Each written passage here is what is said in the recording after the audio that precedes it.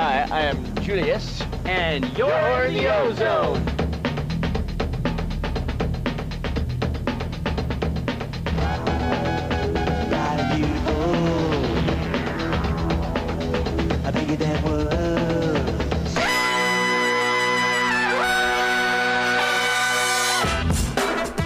Good morning, sweet world, and welcome to the No Dunks podcast on the Athletic Network. It's Tuesday, January 30th, 2024. I'm J.E. Skeets here in the Classic Factory, and alongside me, as always, Tass Mellis. Podcast listeners, this is for you. Next to him, it's the bearded one, Matasha Hot Boy, Trey Kirby. Hey-o. Hey-o. And last but not least, over yonder, the man making the magic happen, super producer JD. Hello. There he is. Here we are. Shout out to the stream team joining us live right now on YouTube. Smash that like button. Make sure you subscribe. Podcast listeners, do your boys a favor. Leave us a 5-star rating and review. Got some big news, gentlemen. We are sold out in Indianapolis over All-Star Weekend, Friday night. Tickets are gone. I heard they're selling on the black market. Thousands to get in the door to see us. So thank you to everybody that has bought a ticket for Friday night. I guess it's 2 weeks this Friday in Indianapolis. Very excited. But hey, if you can't make the show, get some merch. We got some indie-inspired merch up at nodunks.com. Go to breakingtea.com. You got shirts. You got this very slick crew neck. Printing on both sides. No big deal. And we got shorts as well. So go hoop in those. Those are a hot item. And yeah, this is a limited edition run. So don't take your time in getting that gear. We are going to talk about us calling the G League game last night here in College Park in the Atlanta area a little bit later. But we had a lot of games on. So let's get to drafting them. Let's do 2 rounds. Picking your favorite game, biggest moments, whatever you want to touch on from last night in the association. TK, you won the number 1 pick. So congratulations to you. I'd like to hand you a jersey and an oversized hat and shake your hand. And okay, great. Yes, thank you. Take a photo. What game are you taking with the number 1 pick from last night? Was this the best game of the night? I don't know. But it's a potential finals preview. The Denver Nuggets taking down Doc Rivers' Milwaukee Bucks. First game for Doc. Yep. Yeah, they lost. Who cares? Weirdly enough, for me, the biggest takeaway in this game, the Denver Nuggets defense. Sure, Nikola Jokic had a triple-double in 3 quarters. Sure, Jamal Murray went for 35 points and made the craziest shots you'll ever see. But the defense in the second half from Denver is really what won them the game. They held Milwaukee to 39% from the field, forced 10 turnovers. Peyton Watson was playing big minutes on Giannis Antetokounmpo, and I thought Jokic was looking like a defensive player of the year out there in the second half, deflecting passes in the pick and roll, helping on defense, grabbing boards and pushing it the other way. He was phenomenal. And he was also very good on offense as well. And it kind of came down to the defense for Denver, and the Jokic-Murray 2-man game was a lot better than the Dame-Giannis 2-man game. Not a great game for Dame in this one. He finished with 18 points, on 5 of 13 shooting. Doc Rivers post-game said, we didn't lose this game defensively, and I think that's kind of true. They did a decent enough job. They forced Jokic to take 25 shots, which is a good number if he's only getting 25 points. He was playing a lot of one-on-one. They basically limited everybody else, but they could not stop Jamal Murray. It was just on the other side. Offensively, they couldn't get great shots, I didn't think. We didn't see a ton of the Dame-Giannis pick and roll. Doc even said pregame, you're probably not going to see a lot of that because they would have rather attacked Jokic. It just didn't work for him last night, but probably the smarter move because you saw late in the game, they finally did go to the Dame-Giannis pick and roll. At left, Dame matched up with Aaron Gordon. He tries to take him to the hoop, and Gordon just packs him off the backboard. Yep. They called him Snuffleupagus for the way he snuffed out that shot at the rim. So smart of Doc, I thought, to actually be picking on Jokic rather than Peyton Watson or KCP or Aaron Gordon. Great defenders for the Nuggets, but Jokic stepped up his game. You could tell this meant something to the Nuggets. They've played awesome in their biggest games. The Bucks, the Celtics, they really ramped the defense up, and they look good. Yeah, they did look different. The defense was different. Giannis said, we set a different standard tonight. Strictly on the defensive end, Doc said the offense was the problem. We just weren't moving it around enough. He was going down the bench and asking the assistant coaches that were there before he got there and said, what do we run here? He said that after the game. Like, what are we supposed to be running offensively? Because they did get into a little two-man game, especially with Chris Middleton at the end there, who fell over looking like me falling over at the College Park Skyhawks game yesterday. He was literally trying to run a pick and roll, and he fell over. Yeah. So it came down to the wire. You're right. It could be a finals preview. Two teams playing pretty damn good. I thought the most interesting part was Giannis Antetokounmpo and what's been happening to him the last couple games. Giannis Antetokounmpo got called for a 10-second violation at the free throw line. That was unbelievable because he's doing something even different than when he used to get timed during the playoffs. He gets the ball and he just puts it on his hip. He's not even playing with his hands. Nope. He just puts it on his hip for a good 3-4 seconds. The Nuggets broadcast, Katie Wingy, she pulled out the stopwatch. Yeah. Everybody was counting it. And it was right. It was over 10. The crowd was counting it. It's back, baby. That's what we used to have in the playoffs. Back. It is back because he's taking longer because it happened the previous game. He used to just flick it around, but now he's just chilling. Even Jokic asked for it. Yeah. It's weird because you're right. This was a thing he used to do. And then he sped it up because everybody was like, why are you taking so long there? It's actually probably a disadvantage. Like, just find a quick rhythm and let it go. And then he did that for a while and it seemed to be working. But yeah, he's back to this like whole meditation thing at the line. And everybody's counting it. There was other clips I remember over the weekend, somebody standing there like literally going like this. I forget, was it Max Strus? It was like somebody was like counting him down there and getting dinged with it at the end. Max Strus, max time, baby. Yeah. You broke it.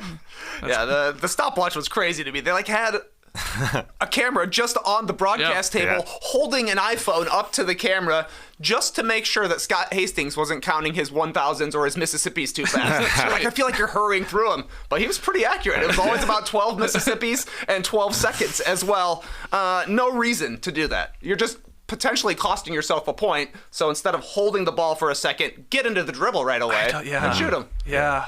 I know they obviously they want to get into whatever they always do in whatever format they shoot their free throws. So obviously in practice, but at a certain point, it's insane that somebody hasn't said you got to speed this up because this, like, look, I know we're having a laugh about it and they got the stopwatch out. This could cost you a point a game in a playoff setting because you're correctly called for having the ball too long, going back to the old Karl Malone days where he's got it at the line forever. And it's just strange that he had gone away from it. That's the part I can't understand. Like, why did it come back in his life? Slow it down again. Yeah, I don't know. Big pop from the crowd, though. Big momentum moment for the Nuggets to finally get that call. It was wild at the end with Giannis at the free throw line. He missed one free throw, and Brook Lopez, huge offensive rebound, and Giannis just went out to the three-point line, banged home a three. So it was actually +2 there. But a couple of key turnovers by Chris Middleton. This is a one-point game. 3-4 minutes left. Middleton, a couple turnovers, and then a missed three, and that's where it went. It was just in Denver against the champs. It's fine. I know people are saying, well, they shouldn't have hired Doc. I shouldn't have hired him. Look at them lose. This was a really, really close game, and they did have a different attitude on the defensive end. They're playing for Doc, and that's what he's hired for. That's for sure. One of my favorite bits going around on Twitter right now from Nuggets fans is how Jamal Murray plays against your team determines whether or not your team is actually good. So I saw a tweet from @MileHighAdi. If Jamal Murray doesn't give your team at least 35, just step aside. This ain't your year. Because this is Jamal Murray. As he steps up in these big games against these good teams, he's only had 3 games of 35-plus points this year. 35 against the Celtics 10 days ago. That's a championship contender, of course, that they saw in the finals. 35 last night versus the Bucks, like you guys said, a potential finals matchup. And then we have to just pretend this one didn't happen. He had 37 against the Pistons early in January. And maybe it's all going to come together for Detroit and they're going to make a late run here. But I do love this idea that if Jamal Murray plays good against your team and goes for 30+, that's an honor to your squad. That means you're considered one of the better teams in the league. I love that they're running with this. But he was great. I mean, he was 35, 5 assists, 13 of 22, 9 of 10 at the line. He does raise his game against these better teams and obviously in the playoffs. Yeah, maybe he was just trying to time it because the All-Star reserves get announced on Thursday. He's never made one before. I wonder when the coaches finally get it in. Are they getting it in right now? Because not only is he playing better with the numbers, but also Denver getting very close to the number 1 seed in the Western Conference. Only a half game back. Yeah, when do they have to finalize their ballots? Is it today, tomorrow? I mean, we find out on Thursday. on TNT in the pregame. So it's got to be soon. Got to mail him in. He's trying to time this correctly to get some votes there from the coaches. Okay, let's go to you with the next pick. What do you have, Tess?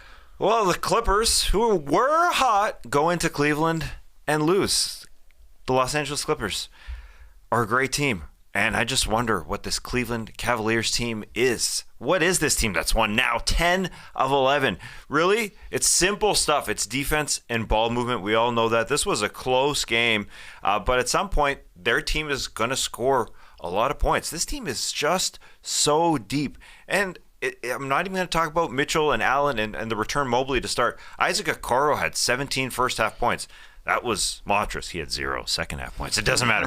Then Karis LeVert at the end of the third quarter. Some real fun transition plays, a 2 layup, and then a 3 right at the buzzer. So I mentioned those guys because there were 7 guys in double digits. And I just wonder about their offense and what it's going to become because we know it's Mitchell and three-point shooters so far with Mobley and LeVert out, but they have the second-best defense in the league, and they slowed down, besides Kawhi, who had a good game because he's Kawhi. Paul George only had 13, and James Harden only had 11 because they were all over them. And obviously Mitchell does his thing, setting up everybody. This is a different team with Mitchell running the show. Karis LeVert should join him soon. 28 points and 12 assists for him, and Jared Allen, the best big on the floor by far, 20 points and 17 rebounds. Mobley only played 20 minutes in the starting lineup, and they actually lost his minutes, but he looked good in that he was just taking it to the rack. Like for a guy who was injured with a knee surgery, he scored on a great alley-oop and took it in, and Garland will be back soon. But it is so interesting because the bench developed because they got to play a lot. And I mean LeVert and Yang and Wade now. Dean Wade moved to the bench, and Sam Merrill. So this team is just deep. It's kind of a team that many people still won't talk about because they'll look at the schedule, and understandably, who do they beat? Well, now it's the Clippers, and they got one against the Bucks. So things are obviously bright. Everybody's moving up to go catch those 76ers at the 3 spot. The Knicks winning last night, and obviously these Cavs. But then Garland, comes back. I'd always hate to be in a position like Darius Garland, who's obviously a great player, has been an all-star. But it'd be weird, right, that you're out and your team suddenly gets it all going and figures it out and has this win streak, and then they lost one, but they've got this great run here. And then it's you got to come back, and you don't want to rock the boat, and you don't want to be the scapegoat, but it's silly too because you obviously you're a better team if he's there. It's just on everyone to make it work just with him in the lineup. So he should be back soon. It's looking like here. The liquid diet is over. Because he had a liquid diet because he broke his jaw. But yeah, he'll be back soon before the trade deadline, I suppose. It's happening very soon. The key will be continuing to play the same way because that was what was impressive last night is that the Cavs played the same way they have. Yep. When Mobley wasn't there, Mobley was back. He started, but they didn't play a lot of Jarrett Allen and Evan Mobley together. Only 9 minutes together, the first 4.5 minutes of each half. And then it was stagger mode, which is good for Mobley because he was able to attack the rim. And most importantly, the Cavs still got up 43-point attempts. They got to just keep shooting threes. That's the thing that Garland is going to have to do when he catches the ball. Don't go into your dribble package, try and set things up. Just shoot it. Sam Merrill style. Isaac Okoro style. See, that's the thing. I'll take Garland over the end of the rotation guys for the Cavs, but he's got to kind of play their style, and they played their style last night. Yep. Good call. All right, I got the next pick here. Give me Ben Simmons with the near triple-double in his return as the Nets crushed the Utah Jazz last night. Big, dominant victory. But Ben Simmons is back, guys. There is life on Ben Simmons Island. I felt like Wall-E this morning, finding the plant in the fridge and putting it in the boot. There's a little life on the island because he returns from a 3-month absence. He looked great. 10 points, 11 assists, 8 boards. He probably would have had a triple-double if he wasn't on the minutes restriction. He did all of this in 18 minutes off the bench. And you saw the difference. The guy can rebound and push the ball. He's a one-man fast break, and if you've got shooters out there, and it was contagious on this night where everybody was hitting them for Brooklyn, it's a difference maker. I love there was one play about 3 minutes to go in the first quarter. Ben Simmons, in traffic, out-rebounds 2 of the big Jazz guys in there, and then obviously just goes right away, pushes it immediately on the break, and finds Lonnie Walker for an easy corner 3, and you saw this multiple times. This stat blew my mind. The Nets had 13 transition points in the first quarter. That exceeded their total average of 12 transition points over the last 22 games, in which they went 5-17. So Ben back, at least for this game. It was fun to see him out there. It was like actually a feel-good moment for a very weird Brooklyn Nets season that's completely fallen apart, if we're being honest, over this last 20-game stretch or so. And he was great. So come on over to the island. Grab yourself a cheap boat ticket and come see me, because it's only going to last probably for a couple days or so. But anyway, Ben Simmons back. I wanted to show him some love. He did look good. He's faster than Walker Kessler, I think. Yes, that's right. He said, I'm a fast break every time I touch the ball. Okay, play 10 straight games, and then we can revisit it. I know. But wow, this one got out of hand for Utah, as everybody on Brooklyn. I mean, Bridges had a great game, and you had guys like Lonnie Walker, I said, and Spencer Dinwiddie even getting in on the action. Everybody, Cam Thomas, like everybody scoring and hitting threes. I was just surprised to hear the Ben Simmons news, because usually when it comes to Ben Simmons and injuries, we and the media, everybody talks about it. Oh, he may be back in 6 days. And Jacques Vaughn was even talking about it. You know, when he was injured, he thought, oh, he's going to be back soon. So I was just a little surprised to see Ben Simmons back in the near triple-double off the bench. And also surprised to see the Brooklyn Nets put up 147 points, by far their season high. 50 boards, 41 assists, and 21 threes and 12 steals. Those are good numbers. And Ben Simmons, when he plays, was good this season. That's right. He hadn't played since November 6th or something like that. That's when we were talking about Ben Simmons Island. And I was there and I was on board. And then he was injured. And this back has been it's really prevented him from playing over the last couple of years, this pinched nerve and all that. But it was good to see him back last night. We'll see if he can play for, like you said, a couple weeks even would be incredible at this point, because he's back and then he's gone. He's played 10 or more games once. That's nuts. Since 2010. Or since 2021, in a row. It's also funny that he came back wearing those jerseys. Yeah. Think of everything that caused jerseys. It's like he was wearing insane fits for the entirety of the time that he was sitting on the bench for the Nets. He's like, I'm coming back and we're wearing these. Make sure that lines up. Yeah, maybe he waited. Yeah, with a bad back. Those look heavy. Or hockey jerseys. He used to wear those. He stopped wearing those now. Maybe they're too heavy for those back impingements. Let's do another round. Drafting last night's games. TK, what do you got? A classic tale of two halves in Dallas. Not a lot of compete in the first half, I thought, from the Mavericks. It was dead in the arena. Orlando, not a great scoring team. They scored 77 points in the first half, shot 65%, and had a 16-point lead at halftime. If it wasn't for Jaden Hardy scoring 18 of his 20 in the first half, the Mavs maybe get blown out in this one, but Hardy really kept them attached. And then in the third quarter, the Mavericks started getting stops, much harder shots for Orlando in the second half, and they caught fire. The lead was gone in 10 minutes. Just like that. Tim Hardaway Jr. could not miss. He made 5 threes in the second half. He even banked one in from the left wing, and I almost think he meant it. Wow. I mean, he smiled afterwards like he meant to do it, but it looks so smooth. But you don't see a guy go for the bank from the corner. Also, Doncic and Hardaway, 54 of 70 in the second half for Dallas. It was either Doncic scoring or finding Tim Hardaway, who had absolutely zero conscience in the second half. Meanwhile, defensively, Dallas held Orlando to 38% in the second half shooting, and it just got a lot tougher for the Magic. The third quarter was really where the game was won, but it came down to the end. Doncic had a near dagger. I call it the I see everything assist. All 5 Magic looking at Doncic because he's been dominating the second half of this game. Finds Derek Lively just hanging out behind the rim for an easy alley-oop, and then just starts pointing, looking around, pointing his eyes. I see it. Yeah, I know you're guarding me, but there's a guy wide open right there. That was nice. But then Tim Hardaway Jr. had a wild turnover where he ended up getting called for a travel, and then you could see Luka and Tim Hardaway Jr. yelling at Jason Kidd, call a timeout. Right. They had a timeout left. It would have been a good time for Jason Kidd to stand up and say something, but a turnover. The Magic started hitting shots. Paolo Banchero goes to the line. A great missed free throw. He just rocketed it off the front rim. They had a lot of time. He finds Franz Wagner for a deep, deep three. He missed. And a solid win for the Mavericks, though it was dramatic at the end. Yeah, 131-129. Thoughts on that one at all? The Magic shutting themselves down a little bit in that third quarter. They only scored 12 points. That was obviously monstrous for them.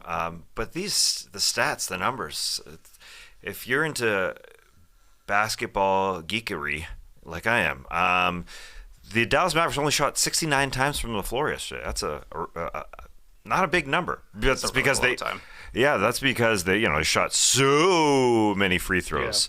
Yeah. That's a huge part of it. But yeah, the Magic, they shot well. They shot over 50%, 47% from three, and they shot that ball a hell of a lot more than the Mavs did. So it was a weird game. And this Mavs team is so interesting to watch because it's interesting to see what they're going to do with 1 week here. It's 1 week until the trade deadline to see if they try and juice it up a little bit. But it always stinks for them because it's always like one of their stars seems out and Kyrie out in this one. And I just love where we're at with the scoring in today's game that, I don't know, guy gets 45, 15, and 9. Mm-hmm. It's the fourth game we draft. It's not that big a deal. I'm not even sure you brought it up, and I don't blame you because it's like the scoring, explosion that we've seen. Feels common at this point for a guy to get 45. As weird as that sounds, that the bar just keeps getting raised, and you can only freak out now for maybe 60-point games, and even then we go, give me 70. It's kind of true because I saw like the highlight packages when I was looking at YouTube, and I was like, they're putting this up near triple-double? Who cares? I know. It's insane, but a great game. I did see a weird statistical thing happen in this game. Derek Lively got absolutely jacked in the face by Wendell Carter Jr. at one point, and I think he got fouled on the shot as well. So he got to take 4 free throws to make 3. Rare. That's pretty rare. Yeah. That was cool. 2 for 4. So technically 2 for 3. Which is what he would have got if he just finished the dunk. But he's got a bloody nose, and I'm sure he's going to have black eyes because of it. Man, he got whacked in the face. Yes, I saw that as well. All right, Tass, what do you got here for 5th overall from drafting last night's games? Well, the Timberwolves and Oklahoma City Thunder, they played recently, and I wanted to see the rematch because they were 1-2 in the West going in, but now the Wolves have sprung up to first in the West. The Nuggets are second, and OKC is third because they did get revenge here on OKC after they took them down last week. Again, no Conley in this one, so the big Timberwolves worry was them turning it over throughout the game and late in the game because the last 2 times they played OKC, they turned it over 21 times. And this one, only 13. I thought Nickeil Alexander-Walker, who took Conley's spot, and Anthony Edwards didn't try to do too much at the end of the game. They got into their sets, they moved it around, and that's the opposite of how they've looked recently. They just give it away so much. That is one of the worst things that they do in the game. But you also just see how great their defense is. They really held OKC to 99 points in this one. The last 2 points don't really count. So under 100 is something huge because Rudy Gobert got the best of Chet Holmgren. He was all up in him the whole game, and Chet only hit 2 shots. He did some good things, blocking shots and all that, but only 4 points in this one. So it came down to the wire where I thought Minnesota was just really smart in the way they were just going through their sets and not trying to do too much. And Anthony Edwards didn't get a foul call that he really, really, really wanted. He had a hand on his forearm as he tried to go up and dunk it, and Shea called it. Or I'm sorry, Shea fouled him. There is no doubt. So he got down, and after the final buzzer when the game was over, he said, quote, "Cheating ass referees." He was just so mad about it. And I understand SGA more free throws than the entire Wolves team. That's totally true. 16-15, and the Wolves do complain about this quite a lot because they don't get enough calls. And so they're sort of upset about that. And Chris Finch is going to say that more and more and more to the bench and to the front office and say, our guys are stars. Let's get them some free throws. But this was just a fun game. It was single digits basically the entire game. There was only 17 seconds where the Wolves were up 10 points. So this was fun. It was understandable that Minnesota won after losing to OKC and after probably looking at this game while they were playing Wemby, and Wemby did the sham god. In their last game, they lost to the Spurs. But hopefully Jalen Williams is back because he also got injured at the end of the game. Yes, he did. I guess we're waiting to find out how severe that is. That would be a huge blow to the Thunder moving forward. But great game, like you said, between these top teams here in the Western Conference. What was it? 24 lead changes, 6 ties. And, Anthony Edwards saying, "Give me the fine, I don't care." We got the win, but I got some things to say about the officials in this one. What a take by him at the end, like down the middle of the lane to dunk it. That's I guess that put them up 4 if I have that correct there, to expand the lead a little bit. But I I would love a series between these two teams. Like these are like your up and coming teams. It feels like over the last couple seasons here, or at least with the Thunder, hopefully going to be in the playoffs for the first time, really in the playoffs. Just be a great series. I feel like it would go along with these squads. But yeah, any takeaways from this one? Anthony Edwards was right. He got fouled quite a few times. I thought this was a pretty physical game, all considered, but like you said, Shai Gilgeous-Alexander took more free throws than the entire Timberwolves team. I think Edwards ended up taking 4. I thought he could have taken about 10. Something like that. There was definitely a bunch of drives where he was getting hit on the wrist, having the exact same reaction that he did on the dunk. But the good thing for the Timberwolves is, despite feeling like the refs were against them, they kept their heads, even without Mike Conley. I thought that was pretty impressive. Good win from Minnesota. All right, final game here in our draft. There's lots still to pick from on the board. You had the Knicks winning without Julius Randle. I know they took on the Hornets. You had the Celtics picking up a win against the Pelicans. You had the Rockets taking care of business against the Lakers. We'll get into that game a little bit later. The Kings beat the Grizzlies. The Wizards in the Nut Dust Bowl standings got a big one for me, beating the Spurs. Who else? You had the Blazers beating the Sixers. No Embiid again, as he's starting to run out of games when it comes to hitting the threshold for all these awards. But give me Eric Gordon scoring 23 off the bench as the Suns add to Miami's woes with the 118-105 win. Two teams sort of going in opposite directions right now. Again, Eric Gordon, great. Booker added 22. Everybody contributing a little bit for the Suns last night. But they handed the Heat their 7th consecutive loss. This is the Miami Heat's first 7-game losing streak since a 7-game slide in the 07-08 season.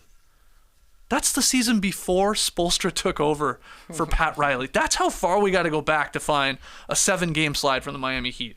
That's the season in which they traded Shaq to the Suns. That's the season in which they went 15-67 and end up with the number 2 pick and Beasley, super cool bees. So you got to go way back, and it's sort of perplexing here because they have their guys. I mean, they have their 3 guys, but it's not working when Bam, Tyler Hero, and Jimmy are playing together. They're 5-11 in the 16 games with those 3 in the lineup. It's strange, and people are wondering, what's the switch up here? Does Tyler Hero have to go to the bench?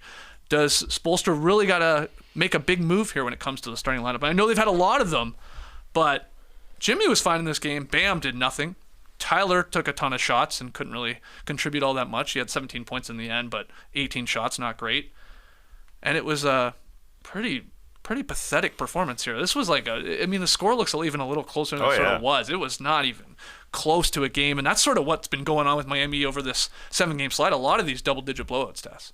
Yeah, I don't have the answer for this one. But this one was really a blowout that became a 13-point loss because the Heat were able to recover. Yeah, that was a makeshift comeback. It didn't feel right, but the Jimmy minutes were beat pretty hard. He was a minus 17 in this game, and Terry Rozier did have his best offensive game, but obviously his minutes did not go all that well either.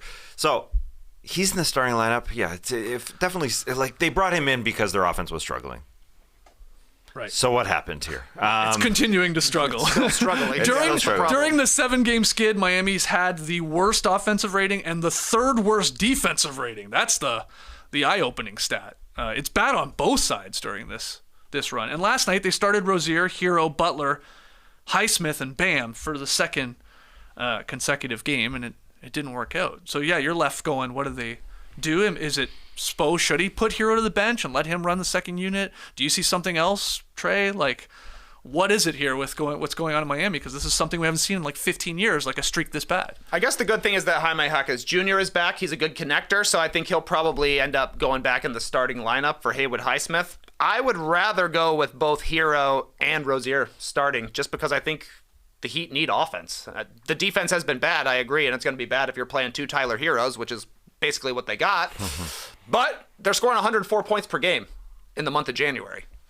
That's got to be the lowest for a month in a long, long time in the NBA these days. I mean, the worst teams in the league are scoring 108 points a game, So they need offense, and down the line, they're going to need to figure out ways to have efficient offense come playoff time, because we've seen their offenses dry up in the past. So I assume they'll get their defense back just because that's how the Heat usually do. I counted them out completely at this time last year when they had basically the exact same record, but it feels worse right now. Yeah. The losing streak and the offense just getting worse and worse and worse.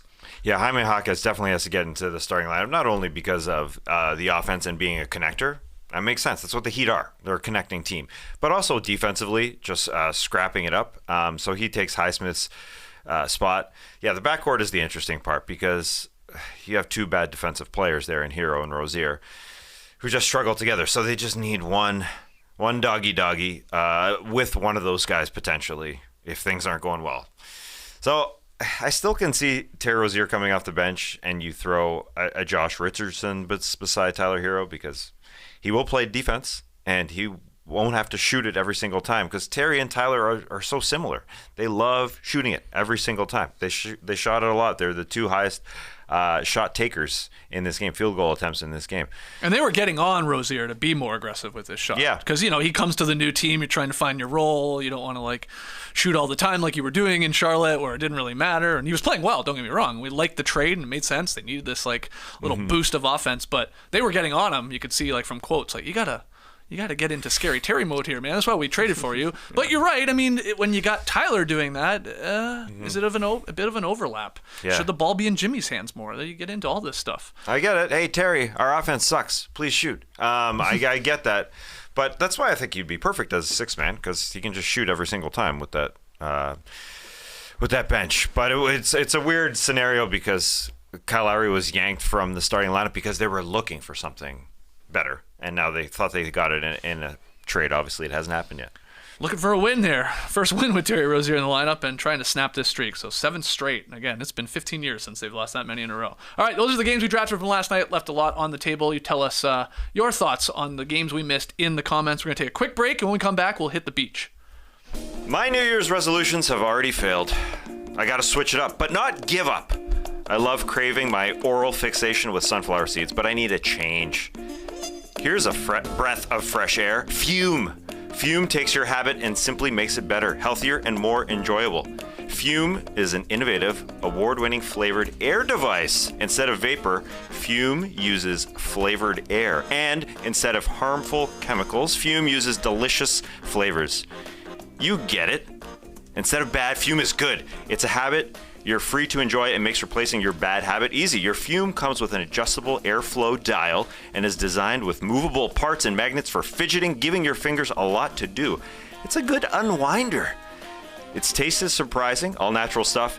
It is fun to widget with. It's a good weight. I like the feel. The wood feels good, feels cool to use. Plus, Fume's just released a magnetic stand for your Fume, so there's no more losing it around the house. Just magnetizes. Just like that. Doesn't go anywhere. I like that. It's not like a little Apple TV remote. You can't lose it. It's got this nice magnet. Those things are gone all the time. Start the year off right with the good habit by going to tryfume.com/dunks and getting the Journey Pack today. Fume is giving listeners of the show 10% off when they use our code DUNKS to help make starting the good habit that much easier. Okay, here in the Classic Factory, a few things. First off, Darius Garland is expected to return on Wednesday. Shams just tweeted this during the show.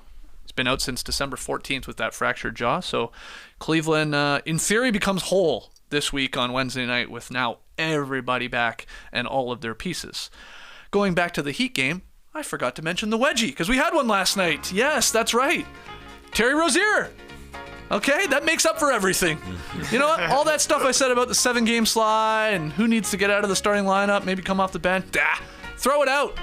That's a wedgie from the Miami Heat. It's Scary Terry himself there on the wing. 28 on the season. We needed that. Been a couple days since we had one, so good stuff. Just a classic one right there. Yeah, exactly. 3-pointer from the wing. Yeah. Thanks. Thank you. Let's hit the beach, baby. You got the buzz, I got the rockets. You got the nuts, I got the chocolates. We got that chit chat down pat, blah blah blah. You got that certain special, je ne sais quoi. Let's go to the beach, baby. We are on the beach because it's the only place to read your emails and your tweets, and the first one is by way of Twitter/X. It's from @LennyMo. I heard you guys on the College Park Skyhawks call while watching highlights of my boy Kobe Buffkin. Give us Hawks fans the truth. How did he look out there? You think his play can translate with the big squad? Hashtag Kaka! Thank you there to @LennyMo for setting us up nicely here to talk a little bit about us calling the game last night here in College Park between the Clippers and the Skyhawks. But you want to start with addressing the question? Kobe Buffkin, the real deal, 43 last night, career high for him. Yeah, we saw him just dropping shot after shot after shot. Yeah, he's a real deal. Yeah, I think he can definitely help with the Hawks. He plays the exact same position as Trae Young, so that's very interesting. He handles the ball every single possession. But they had just beat this Ontario Clippers team that they're playing, and Ontario wanted to change that from the get-go. They were getting physical with Kobe Buffkin immediately, and that's what's so impressive is that he was like, okay, I like this. And maybe it's just being courtside, but it felt like they allow a lot more contact in the G League because they were Xavier Moon, nephew of Jamario Moon, was guarding him and was right up in his shorts, getting physical with him. They started jaw-jacking a little bit, started yapping a little bit, but Kobe kept coming. And so, yes, it was impressive. He's got the handles. He was shooting three-point shots, no problem. It wasn't even taking time. It wasn't off a pass. He was just walking right into it. So 43, he airballed the last one to try and tie it. He was pissed. He was very angry. He went and ate up that stanchion. He was so mad. But yeah, he looks the real deal, and he did it in front of Trae, who was happened to be courtside. So it's interesting. It's very interesting what the Hawks do because they're the exact same position. I don't think they're going to play a lot together one day. Right. But as a number 15 pick, he was drafted for a reason. This guy can shoot. Sure. Well, your thoughts on Kobe, and we can get into even just calling the game last night and doing that down at the arena? More like Kobe buckets. Nice. Yeah, the problem is that the three best players on the Hawks all play his position. So why did they draft him? That's a good question. They drafted A.J. Griffin the year prior. He can't get on the court right now. There is a log jam in the backcourt for Atlanta, but he was bucket central last night. What is this, Bucket City? He was fun to watch. He was scoring inside. He was scoring in mid-range. He was hitting the three. Skeets, we were sitting at the scorer's table. He looked right at us on one three-point attempt. Shot it, stared at us, ball drops in for three. We go crazy. Whoa, this is awesome. Then he did it again at the end of the third quarter, and it rattled up. Oh. It did go. I know. Yeah, he was doing the Steph Curry, or we've seen even Trae do it before. Yeah. They take the shot, turn around before it even goes in. But I mean, he was in the zone. Unfortunately, down the stretch, obviously that air ball hurt. He had another one, like he had a little floater that he couldn't connect on. So they locked in on him. He was their offense for a majority of the game. But very impressed with. First, his handles tight, because you're right. Guys were draped all over him, and he's playing through it. And I also love his sort of demeanor. I never saw him once sort of like complaining about it or looking for, the whistle and trying to whine about it. Not at all. Like he was like, okay, you want to play physical? Let's play. So he was very impressive. It was a great game. We got an entertaining game. But yeah, Moon, he was the one that came through in the clutch. He hit 2 threes. That one at the end of the shot clock. Oh. I mean, the Hawks played great defense. Skyhawks played great defense for 23 seconds. It found its way to Moon around half court, near the logo at least, and he splashed it. And then he hit another one, and that sort of iced the game. But how did you think? How would you grade our performance on the call, doing play-by-play and color and working the sidelines? What's the overall takeaway for our scorecard? I'm giving us a T. For true. That was truly fun to do all that. It's hard, man. Oh, it's so tough. Like, I've been having regrets for calls I could have made. Like, I wish I would have had Chambered on that deep Xavier Moon three. He hit that one from coming. I went with Sea of Tranquility. Yeah. Which was fine. Yeah. I made a Fleetwood Mac reference for all the youngsters out there. It really does. Great, calling a game, like, you just appreciate the professionals so much more, and just how difficult it is to. Am I talking too much? Are we saying the same thing too much? Are we not focusing enough on the play-by-play and being too silly? Okay, are we getting Tassin here enough on the side? Like, it's a hell of a dance that you need to do reps for to only get better at. Yeah, I don't think no one's giving us an A, but I also don't think we were failing last night for people who have basically never done this outside of one summer league game where we were sitting there in polo shirts. I think we were better than the summer league game. Yeah, I think so too. We were locked in, and Kobe Buffkin definitely made an impression on my kids. They went to the game last night, and then when I woke up this morning, Ada, my youngest, just kept saying, Kobe Buffkin. He's got a great name. Kobe Buffkin. Then we get in the car to take her to school. Isla was already there. So her car seat is open. She says, Kobe Buffkin's my invisible friend. Cool. Yeah, I mean, he's young. Not grade school young, but fun times down in the South Side. He's young, but he's polished because I got to interview him as he walked off at half. Had an incredible first half. It dropped in, it was 25 or 25. Yeah. And I asked him, I wanted to get his vibe of the guys being in his shorts, of being draped all over him, and he's a professional. He didn't even bite. I just wanted. No, he wanted to immediately talk about how we got to be better defensively. Yeah, he just pivoted right to that when you asked him. Let's talk offense. He's like, "You're killing it," and he's like, "I don't care. We got to play defense, basically." Yeah, he was awesome. Obviously, in the first half and the second half, career high, 43 was pretty cool. And Moon shooting it up, literally. You said rafters. I thought he hit the rafters. Yeah, I thought it was so high. Yeah. Yeah. So thanks to the Skyhawks for having us out there, the No Dunks Takeover. We're going to be doing this again, which is exciting. I believe March 3rd versus the G League Ignite. That's going to be a day game.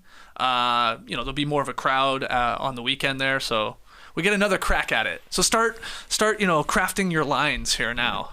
And potential things you're gonna say. We didn't get a wedgie. That was unfortunate. No wedgie. I mean, not really even a shot that was close to one, if I remember correctly. But we had a blast. Also, this was big for us in the TBJ starters no dunks lore. We once again shot half court shots. We finally hit one. Skeets was on fire. I was on fire from straight up on fire. Okay, so just to set the scene, Summer League, when we were the starters, you guys, most of you know this, we would always shoot half-court shots. Now, we would do it during the game. They'd bring us out during a timeout, and we'd get out there and fire up some half-court shots and then run it back in the show later that night. And we did this for years, and we could never hit one. No one could hit one.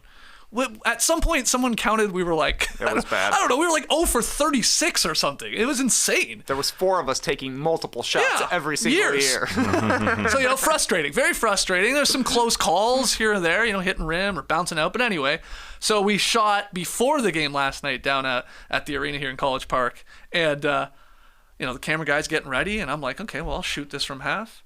I step up, first shot. Bang! Goes in. I start celebrating. All right. I turn around and I go, "You're recording that, right?" He just shakes his head. I thought the guy was recording. I didn't see that. I should have checked the red light. It was my mistake. And so then I was terrified because... Your mistake? Well... No. The cameraman's mistake? Of course. He should be rolling the second he walked on. Sure. Maybe he was focusing. Don't blame yourself for his mistake. I mean, hey, I'm sure, whatever. Don't worry. I had a couple more left in me. Because we missed that one, but soon after I hit back-to-back half-court shots. So the streak is over. This is like The Undertaker losing at WrestleMania. It's officially over. We have footage of us hitting a half-court shot in an actual, NBA-sized arena. So, whew. That was impressive. Good to get that off our back. You made the first one, no camera. Would have been tough to make a second one. You made the second one, banked it in, and you said, "I don't like to bank them in." Then you made the next one, the very next shot, didn't bank it in. I was only hoping you were going to say, "I don't like to hit the rim." Completely switch it. Yeah. It is when you bank it in. Like, I'm not meaning to bank it in, so it feels a little cheap to me. So I was happy that I could step back up and knock it out. Any other thoughts, though, on the... It was nice to run the 3-man weave again. Not a lot of things to do with 3 guys on a basketball court, but everybody knows the 3-man weave. But apparently if you don't do it for 20 years, you're a little rusty. Yeah. A little rusty. Oh, man. Tass blew a tire at the end. A little tumble. But we finished that one. I was making a lateral step, side to side. Why wear actual shoes on a basketball court? I don't know why I did that. But anyway. What do you got, penny loafers over there? Like, not quite penny loafers. It was in between a casual and a dress shoe. Hybrid. Yeah, didn't have any lateral ability. Nice. But anyways, it was nice to hit the floor. I think we hit that that layup. So we did. Yep. That was exciting. And then I threw an alley-oop to Trey. Beautiful finish. Yeah, dunked it for sure. Exactly. Yeah, the camera guy wasn't rolling on that one. Trey didn't throw down a 360 windmill. We looked over. We said, "Were you rolling?" And he's like, "No." Don't worry, I can bank one in. All right, so thanks again to the Skyhawks for having us. We're looking forward to that March 3rd game to give it another go. All right, next cue here. Hey, boys. I'm officially all slopped out when it comes to trade rumors involving Zach LaVine, DeJounte Murray, and even Alex Caruso. So what's another name, maybe lower down on the NBA trade board, that interests you with less than 10 days to go before the trade deadline? That's from Stan the man. Thank you for the cue. Tass, what do you think? Is there a name lower on the trade deadline board that we've either seen from Sam Vecini or, Hoops Hype or wherever that, is a little intriguing name that you're like, okay, that player could be interesting on another squad? I think we've talked about everybody, to be honest. It's going to be an interesting trade deadline because there aren't a lot of terrible teams. There are terrible teams, but there's only a handful. And so I keep on going back to Charlotte. They're going to want to move Gordon Hayward. They're going to want to move Kyle Lowry. PJ Washington is very interesting. It's intriguing, yeah. It is intriguing if somebody really wants it. But then I start looking at the Pistons. They are going to move Bojan Bogdanovic 100%. That has to happen this season. Then I start thinking of Danilo Gallinari. Oh, yeah, that guy can shoot it. Somebody pick him up. But, yeah, I think the Celtics and Gordon Hayward just seem like... They seem like a match. It's meant to be. Gordon Hayward was just recently talking on a podcast about that him and the Kyrie relationship when they were with the Boston Celtics, they just were everybody was a little too selfish, looking out for themselves. He didn't say Kyrie did. He didn't say he did. But he said everybody was kind of looking out for themselves. So he's going to go back and make up for it with the bench. Because even this, I don't even know if the Celtics would want to do that. They have one of the top offenses, one of the top defenses. All they do is shoot threes. Last night in the game, they didn't shoot one mid-range shot. It's quite incredible when you look at it. It was all in the paint or all in the three-point line. So, Gordon, if you're ready for that, I think it would be a buyout more likely because he makes 31 mil, and the Celtics don't have anything to trade for that. So, I don't know. I don't have any great ones because Gordon has been talked about. Plenty. Do you have a name we haven't talked about that when it comes to the slot? Their names have been said. Okay. Their names have been said, but not often and not nearly as much as last trade deadline. Dorian Finney-Smith and Royce O'Neal of the Brooklyn Nets. I think O'Neal is probably more gettable. He's got an expiring deal, $9.5 million, done at the end of this season. Meanwhile, Dorian Finney-Smith is signed through the end of next season, has a player option for 25-26.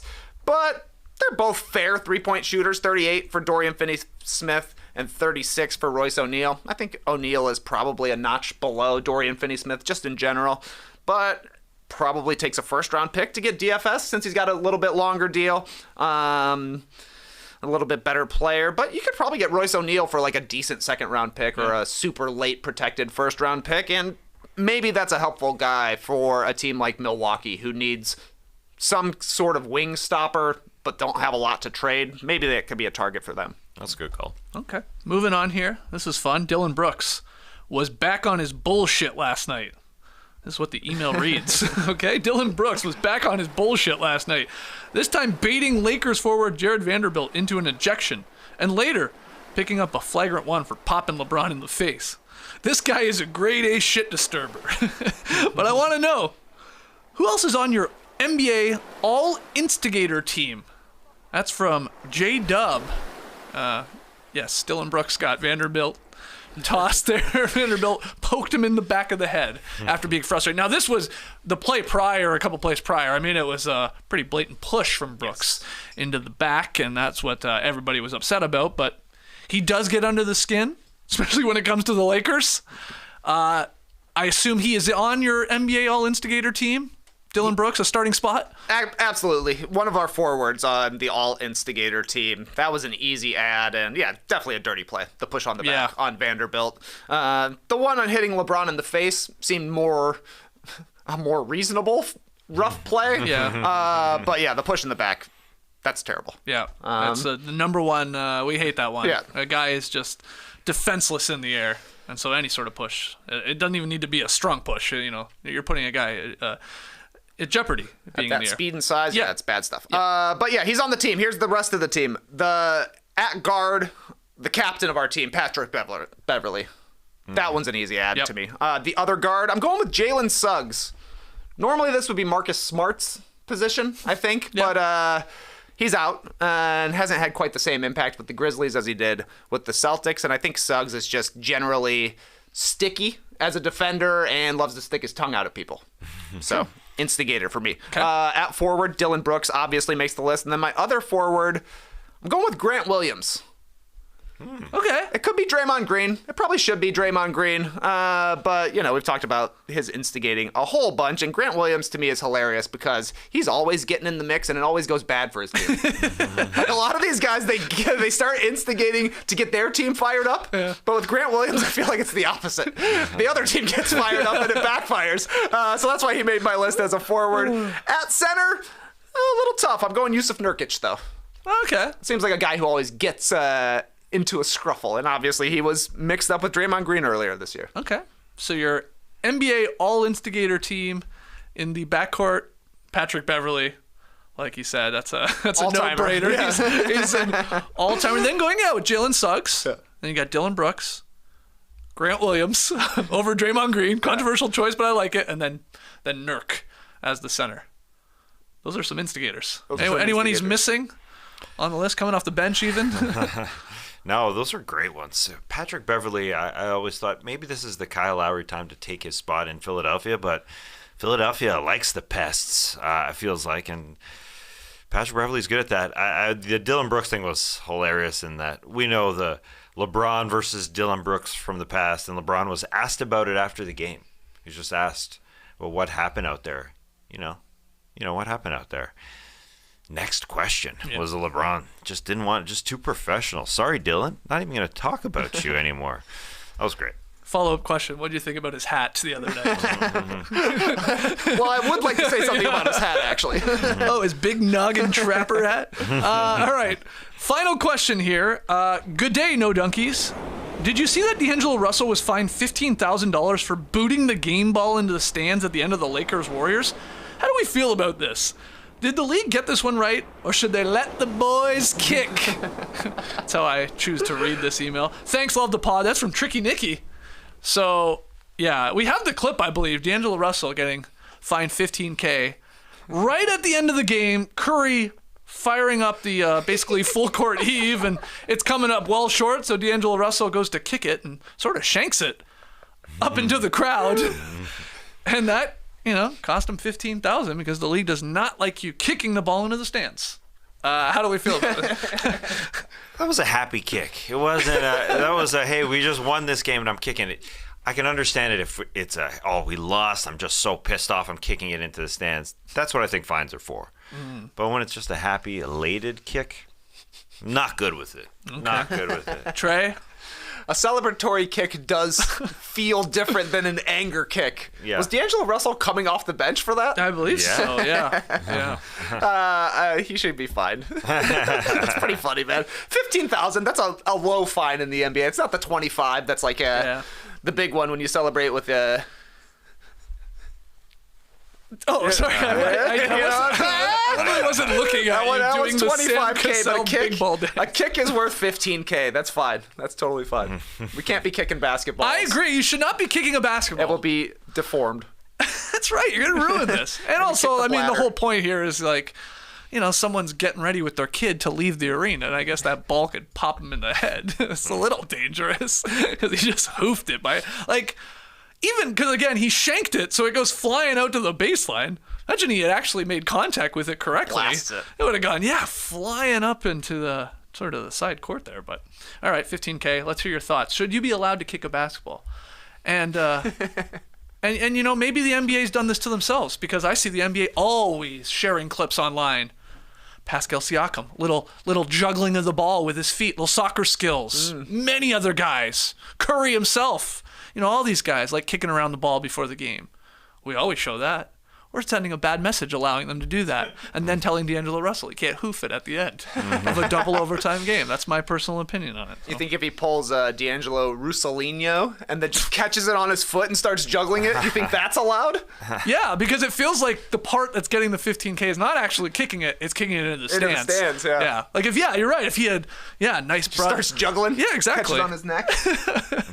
They may have paid him an extra $15,000. Got to try it next time. That's right. All right. I thought I was going to get fined yesterday because I was sitting with Trae Young in the first row, and he had his young baby son on his lap, and then a play came right in front of us. There's a referee in front of us. There's people in front of us. I thought the ball was going to get popped right to his son. Oh, man. And I thought I was going to be in trouble. Oh, because I you're thought I sort was of gonna get fined. distracting. Well, I was taking it all up. The kid was eating popcorn. He was enjoying popcorn, double fisting. But yeah, I was taking away all the attention. He could have easily got popped. If D'Angelo Russell was in the G League, he would have got popped, probably, in that instance. But everything is safe. No fines. Good. Okay, let's take one more break. When we come back, JD has tweet of the night. Don't go anywhere. So I've been in my house for a few years now. Naturally, Nora and I are starting to look around and think about things we'd like to change or maybe add. There's always a lot of talk about adding a fireplace to the front room. There's always a lot of talk about maybe a detached garage. There's always a lot of talk about an outdoor kitchen in the covered back porch. These are projects that we are talking about a lot, but hopefully going to achieve. And the things we build our future around are honestly things worth protecting. So making an estate plan now means gaining security of your assets and peace of mind for you and your loved ones. With Trust and Will, you can create and manage a custom estate plan starting at just $159. Go to trustandwill.com/nodunks for 10% off, plus free document shipping. I like the idea, the peace of mind of knowing that my assets and wishes are secure when I'm long and gone. So keep your family prepared and protected by managing your will or trust online. Each will or trust is state-specific, customized to your needs. We're talking care wishes, nomination, guardians, final arrangements, power of attorney, all that stuff. So ensure your family and loved ones avoid lengthy, expensive legal proceedings or the state deciding what happens to your assets. That state's not going to touch my hypothetical fireplace. Trust and Will has made estate planning accessible and affordable. Secure your assets and protect your loved ones with Trust and Will. Get 10% off plus free shipping of your estate plan documents by visiting trustandwill.com/nodunks. That's 10% off and free shipping at trustandwill.com/nodunks. Okay, before we start wrapping up today's podcast, let's end with some Tweet of the Night fun. Tweet of the night. Wow. Yeah, tweet of the night. I was going to do a deep dive into pickleball in China, but luckily, Skeets came through with this tweet. Well, it's a series of tweets. Okay. The first one's from Clutch Sports, and it's of Nikola Jokic passing the ball through the arms of Brooke Lopez there. And Skeets, so here it is again. I'm gonna clap it up. All right, he just claps over his head, sort of like the Queen concert, you know, when they do the thing. Yeah. Skeets with this tweet: "Sweet Kidstreet defense." Okay, don't quite get it. I had a lot of people confused. Then he had to follow it up with some explanations. That's a deep cut. Canadian reference, my friends. And then a shot of two kids in a car, like a toy car, on a game show. And then he has to further explain because they always clapped like this with their hands over their heads in those funny little cars. So Kidstreet, a Canadian kids show. It's like a game show. It's like the Newlywed Show for siblings, yes, basically. Yeah. So how well do you know your brother or sister? Do you remember the show, Kidstreet? No. I mean, I'm definitely not asking Trey because this was a Canadian show in the late 80s. Yeah. Yeah. Hosted by Kevin Frank. That's the only reason I know of it. Because, everybody knows Kevin Frank. Kevin Frank. Not Kevin Frankish. Not to be confused. Actually, I've met Kevin Frank. I've taken some improv class from him. Anyways, Very deep cut, hilarious. I love it when you have to explain yourself in two separate. As soon as I tweeted it, I was like, "Oh my God, nobody's gonna know what the hell I'm talking about." Because I immediately, anytime I ever see anybody do that, I think of Kidstreet and the show, because they always sat in those cars, and anytime those kids clapped, they always, all of them would go. Above their heads. Because they're instructed to, probably, by the producer, right? Well, listen to this. I'm glad I tweeted this morning. Somebody responded. Someone who was on that show once told me that they were told to clap like that because there were mics where the steering wheels were. The more you know. Wow, so okay, they are that makes being sense. told by the producers, hey, don't clap in your funny little car. The mic's right there. It's going to be way too loud. Too much. And we want to see it. I think it looks funny, too. Yeah. So clap over your heads like you're Brooke Lopez playing defense. Canadian game show, you can't spring for laughs back then. No. Well, you know what? It probably because they always had to keep getting in and out of the car as well. It's like you go to the soundproof booth. Yeah, that's probably why. But, I used to clapping in a soundproof booth. I used to love this show though because obviously it's a kids game show. Yeah. And like they had like a prize wall. Oh, you get to pick, Oh man, just like the best toys. Super of the time. NES up there. Oh, yeah, like they had some good looking prizes. That's nice. Yeah. Wheel of Fortune used to do that. Way back in the day. Oh, really? You'd accumulate your money, and then whatever money you had, you would go shopping, and you'd be like, okay, I'll take the Betamax for $500, please, Pat. All right, Kidstreet. I don't think I've ever seen the name Melody spelled like that. Two L's. So Maellody. Melody. Wow. Sister of Aline? Allyne? Yeah, that's nuts. Those look like AI name tags. And JD, I'm glad you brought up that it took 2 tweets for me to explain my initial tweet, because I just quickly typed in Kidstreet, found the first photo, went with the girls, and then I'm like, well, that doesn't really explain much. Right. I mean, maybe if you watched Kidstreet now you get it, but then I was like, will there be a photo of kids clapping in these cars? Yep. I just added clap to my Google search, and there's Samir and his brother or whatever. Yeah. And Fareed, Samir and Fareed. Yeah, so there you go. I'm glad we got Kidstreet in here. You want to do video and arcade top 10 with Nicholas Pickles? Yeah, that's what I thought you would have gone with. And I could talk Canadian game shows all day. Bumper Stumpers. I've talked about that one before. That's not a kids game. That's not a kids game. Who's Nicholas Pickles? He was the host of video and arcade top 10. It was you played video games and competed against each other. That's cool. It was a great game. They're great shows. Nicholas Pickles. Nicholas Pickles. That's a funny. It's an incredible name. That's up there with J.E. Skeets for stage name. Yeah, that really is. That's better. Everybody calls me Pickles. There's already a Nick Smith. Okay, I guess I'll go with Pickles. He should call pickle games. He should. Pickleball Absolutely. Pickleball games, for sure. You said pickle games, which I assume is just a Canadian competition show from the 80s. We had a game show. Like American Gladiators. The pickle games, yeah. We had a game show for kids where you just had to eat pickles. Roll the pickle. How many can you put in your sleeve? Pickle sleeve, great game. I meant Nicholas Pickles should call Nicholas pickleball games. You should, 100% should. I mean that guy's probably retired by now. He's probably playing pickleball right now. Probably is.